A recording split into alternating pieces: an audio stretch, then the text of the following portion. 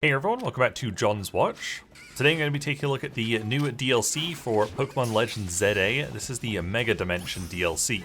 This was released on December 10th, 2025, and its regular price is $40 Canadian or your regional equivalent.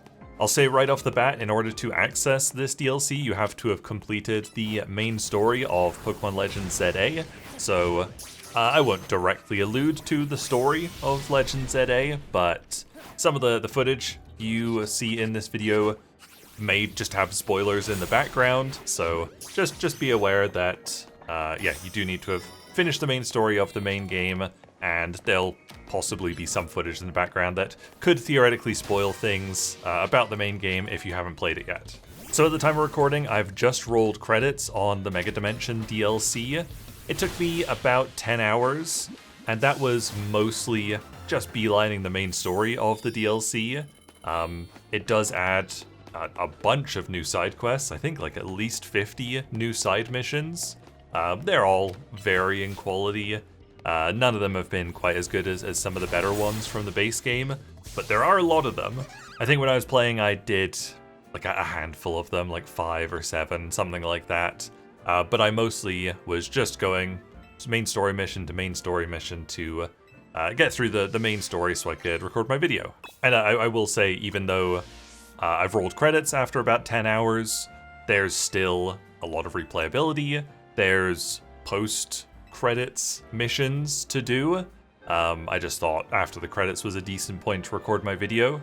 Same with the base game. I mean, Pokemon almost always has post-game content. I haven't touched any of the post-game content for the main game yet because I kind of zoomed through that so I could access the DLC so I could do my video. But yeah, even those missions aside, there's definitely replayability. If you just want to fill up your Pokedex, if you want to do shiny hunting, we'll touch on that in a little bit. The DLC starts with you going to the roof of the hotel where you're introduced to Ansha and it's sort of her partner Pokemon Hoopa. Ansha is basically here to find a specific Pokemon for her dear mama. She doesn't refer to her mother as anything apart from dear mama, and she doesn't refer to the Pokemon she's searching for as anything apart from a fine Pokemon. Very weird. Right after you're introduced, you start noticing these mysterious distortions opening up across the city of Lumiose, and when you enter them, you go to a very small-ish pocket dimension of the city. So all the environmental assets are just reused from the main game. You still don't get to leave the city, which I was really hoping to get to do, because yeah, I talked about it in my main review, the review of the main game, but I found the city pretty boring after a while, and I really wanted to just go to like a route outside or something. No, you can't do that in the DLC either. After you've been into the first Hyperspace Lumiose dimension, that's what they're called, they call them Hyperspace Lumiose. You then get into the gameplay loop of the DLC, which is you collect berries, both regular berries and hyper berries from Hyperspace Lumiose, which you then turn into donuts with Ansha and Hoopa, and then you can go up to these distortions that you'll see in the city, and when you go and interact with them, you can choose which donut you want to use. Depending on which berries and how many berries you put into them will give you various effects. At the start, you're just putting like 3 orange berries into a donut, and something like that will make the dimension stay open for about a minute or 2. Not very long at all, and they usually won't have, those very basic donuts won't have any special effects. Later on in the game, you can start making donuts with 3, 4, 5, 6, 7, and even 8 berries. And again, you know, the more berries you're putting in, the longer dimensions are going to stay open for, the more bonuses you're going to get. Sometimes they'll be like, your ice moves do more damage, or you've got a bonus to catching bug types, things like that. But something else that your donuts can do is they will also temporarily raise your level. So Hyperspace Lumiose is very, very, very late game content. I mean, it's literally post-game content. When I finished up the main story of ZA, my team was all in the 70s, I think, which was fine for the base game. When you go into Hyperspace Lumiose, though, everything will be over level 100. They're not just capped at level 100 in these weird, mysterious dimensions. Pokemon can go above level 100. And yours can too, depending on what kind of donut you've fed to them. When you're starting out, your donuts are giving like +6 extra levels. And again, when you're starting out, you're probably not even at level 100 at that point, so you're going up to like 79 or something, which is fine at the start. But later on, you're going to be seeing like 140, 170 level Pokemon, and yeah, I think like one of the strongest donuts I made like gave me like 65 extra levels or something. Luckily, when you're running around inside these dimensions, you will get tons of experience candies, extra small all the way up to extra large, and also rare candies. When you're fighting wild Pokemon or trainers inside Hyperspace Lumiose, you don't actually get any experience, so you have to rely on getting all these experience candies. And probably about 60% of the way through my time playing the DLC, I'd gathered enough candies to just boost my team all the way up to level 100. So from that point on, you know, I had all level 100s, I would hop into a dimension, get like 40 extra levels, and I'd be able to go toe-to-toe with pretty much everything I found. Of course, the Pokemon you catch in there, even though they'll be level 130 or whatever when you catch them, when you come back to the real world, they'll go back down to their regular level. You know, if you're encountering like a wild Mankey, it's probably going to be like level 14 when you get back. If you encounter like a Primate, for example, that'll probably be a bit higher level, like 30 to 40, something like that. So all the Pokemon you catch in Hyperspace Lumiose, even though they're a lot stronger in there, they'll come back to regular levels when you come back. As you'd expect, the DLC adds a bunch of new Pokemon. They explicitly say like that the first story one you go into, you see a Mankey that I previously mentioned, and they're like, oh, you know, we don't see Mankeys in Lumiose. And yeah, you get to start seeing a bunch of Pokemon that you haven't seen in the base game. As to be expected, I think all the DLCs add new Pokemon for the most part. The DLC also adds, as you guess from the title, a bunch of new Mega forms.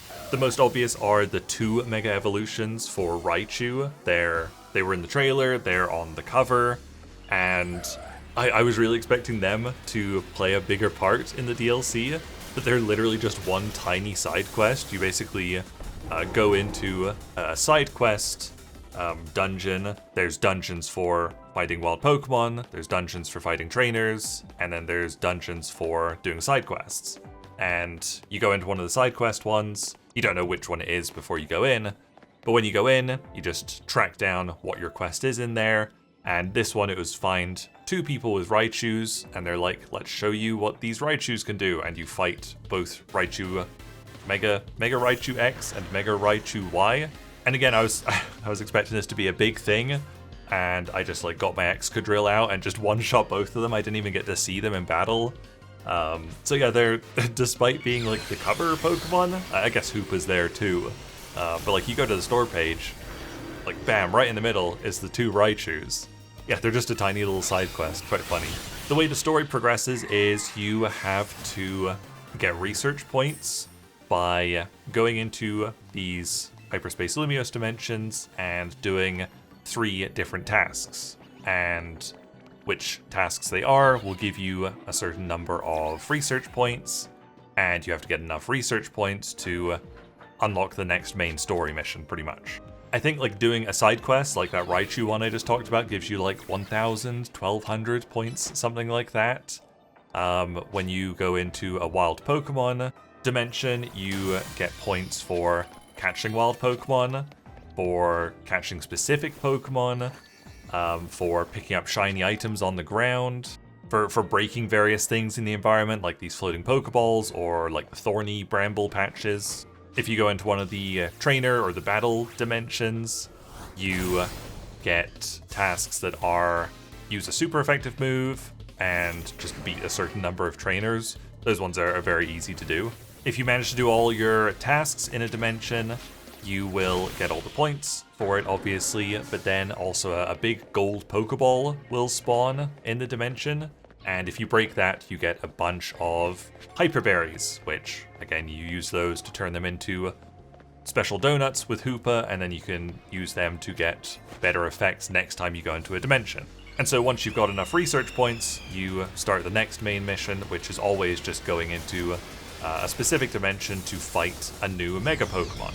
And at the start, this is fine. It only took 2 or 3 trips into dimensions in order to get to like the second main mission. But towards the end, you need so many research points, and I definitely found it getting very, very repetitive, just hopping into a wild Pokemon dimension, catching a bunch of Pokemon, breaking a bunch of stuff, and like seeing it would get me like 5% of the way there towards the next mission.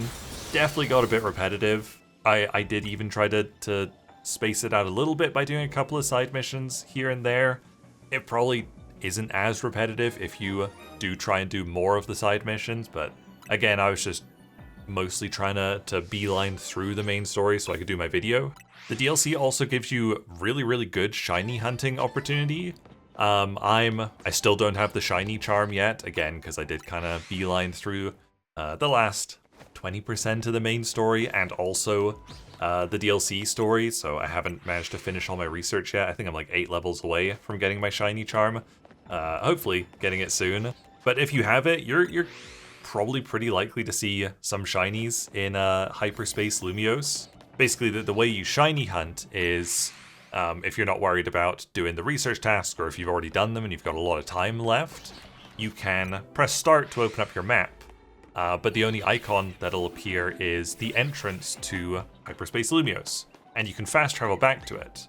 And whenever you fast travel back to the entrance, it will reload all the Pokemon that were around, as long as you haven't killed or caught them. So you can't really plan which Pokemon you're going to shiny hunt, but as long as there's something close to the entrance that you're interested in, very, very easy to shiny hunt. You run up to them, see if anything sparkles, press start or plus, teleport back to the entrance, and repeat that over and over until your timer runs out and you're forced to leave. I didn't find any shinies, unfortunately. I only started doing this shiny hunting method in the last like third of my playtime because I just didn't have donuts that gave me enough time in there to be able to do this. And also, I don't have the shiny charm, which would have doubled my shiny chances. Later, you are also able to make donuts that slightly boost the chances of seeing shiny Pokemon. I believe it's only for a specific species, so I think right now I've got one that would boost the chances of seeing shiny dragons. So yeah, if you've got that, you've got the shiny charm, you've got pretty good chances of seeing some shiny Pokemon. So that's quite nice. And one of the reasons the chances are so high is that there are loads of Pokemon in there. If you walk up to like a little group of Tinkaton spawns, or Tinky Winkies, whichever ones they are, you'll see like 6 to 8, something like that, spawning at once, so you get to see a load of them at once. The only downside of this is that in some of the bigger Hyperspace Lumiose dimensions, you do definitely see performance start to drop. I noticed it probably about 3 times. Like 3 times I would hop into some of the larger dimensions. There's like small, medium, and large dimensions. And in the large dimensions, I think just far off Pokemon must not be culling quite as aggressively as they should be. They're kind of all loaded in, they're all rendered. So yeah, sometimes I would definitely see my performance drop, but only in some of these hyperspace areas. Like I said, it's only happened 3 times. It's a bit disappointing that it happens at all, but it could have been a lot worse. Again, this is on Switch 2, where, this is a game that is designed for Switch 1. I would hate to see what some of those look like on Switch 1. I'm guessing just maybe more Pokemon don't spawn, but I don't know that for sure. But there was one performance moment which was just laughable. I can't include footage of it because it happened in the final boss fight of the main story of the DLC, so I won't put footage of that there. But there was one attack that the boss would do. It just dropped like a ton of attacks all in one go, and it literally slowed to a slideshow. It would only be for about 2 or 3 seconds, but like I was playing this, I'm like, come on, this is a Switch 2. This game was like designed to run on the Switch 1. Just embarrassing that it runs that badly. Again, just in the final boss fight, but I wouldn't be surprised if maybe that pops up again later in like the post game. So I'm kind of mixed on this DLC, honestly. I like all the new Pokemon that have been added. Like I didn't like Scarlet and Violet at all, but I really liked Tinkaton and that whole line for some reason. So when I saw them pop up in a dimension, I was like, ah, yay, this Pokemon. So it's fun to see new Pokemon for sure. I do think, you know, again, it's disappointing that all the environments are just reused from the base game, still nothing outside of the city. I do think all the dimensions get pretty repetitive, like I said, especially if you're just trying to get through the story, they feel very, very repetitive. And constantly having a timer that is very aggressively ticking down at all times whenever you're in these dimensions is pretty annoying. You know, it would be nice to, maybe in the post-game, get, you know, semi-permanent dimensions open so you could take your time, because it does feel quite stressful when you're just zooming through these dimensions, just trying to get all your tasks done. And yeah, the number of times I've got kicked out right when I was trying to attack the golden Pokeball right at the end is more times than I'd like for it to have happened. But having said that, you know, it is less than half the price of the main game. It's a good 10 hours of story with loads more side quests and a lot of replayability. You can definitely just keep doing these dimensions to get more Pokemon to fill up your Pokedex. Something neat is if you open your map and you look at all the dimensions and you're like, oh, I've already got all these Pokemon, I don't need anything from any of these. If you just go up to a bench and rest, then next time you look at your map, you'll have all new dimensions. So that's really nice. You don't have to just, you know, go into dimensions that you've already done just to hope that the next one will be better. You can actually just reset them by resting, which is quite nice. So I guess the DLC is not quite what I was hoping for from the main game. Like I said before, I would have really loved to go outside of the city, but no, it's all still inside the city. You've got these little wormholes that you're on a timer in, and you get to catch new Pokemon and get new Mega Pokemon and stuff. Yeah, like I said, I'm quite mixed on it, but I'm gonna keep playing it. You know, I've still got stuff to do from the main game, all the post game from that. All the post-game now in the DLC. I'm gonna put a lot of time into this Pokemon game, I think, but yeah, it's an interesting one, this one. I think, honestly, if you loved the base game, you're probably gonna like this. If you were kind of mixed on the base game, maybe hold off on the DLC. I'm not sure it'd really be your kind of thing. But as I said, I actually really enjoyed the main game, so I'm still going to keep playing this for quite a bit, I think. There you go, that was a look at Pokémon Legends ZA Mega Dimension DLC. Thank you guys very much for watching. Make sure you leave a like and subscribe if you enjoyed this video, and I'll see you guys later. Bye!